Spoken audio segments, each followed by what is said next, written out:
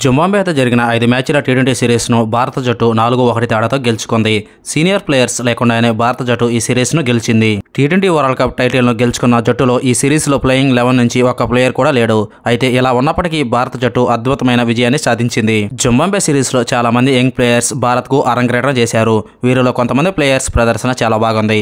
కొంతమంది ప్లేయర్స్ అంతగా రాణించలేకపోయారు. అయితే వీరి ప్రతిభ చూస్తుంటే అంతర్జాతీయ క్రికెట్లో తన సత్తా చాటేందుకు ఎక్కువ సమయం పట్టదని చెప్పొచ్చు.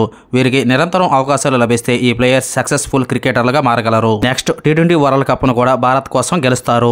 ఇప్పుడు ఈ లిస్ట్ లో ఉన్న ఆ ముగ్గురు ఎవరో ఇప్పుడు మనం తెలుసుకుందాం. నెంబర్ 1 అభిషేక్ శర్మ. అభిషేక్ శర్మ స్టార్టింగ్ చాలా అద్భుతంగా ఉంది. తొలి మ్యాచ్ లో డకౌట్ అయిన రెండవ మ్యాచ్ లో తుఫాన్ సెంచరీ సాధించాడు.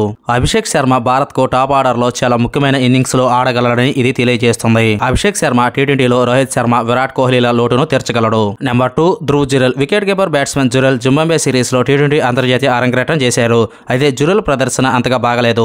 జురెల్ 2 మ్యాచ్ల ఇన్నింగ్స్ లో 6 రన్స్ మాత్రమే చేయగలిగాడు. అయినప్పటికీ ధ్రువ్ జురెల్ లో చాలా ప్రతిభ ఉంది. ధ్రువ్ జురెల్ భవిష్యత్తులో చాలా రన్స్ చేయగలడు. టెస్టుల్లో జురెల్ ప్రతిభను నిరూపించుకున్న అతను టీ20లోనూ రాణించగలడు.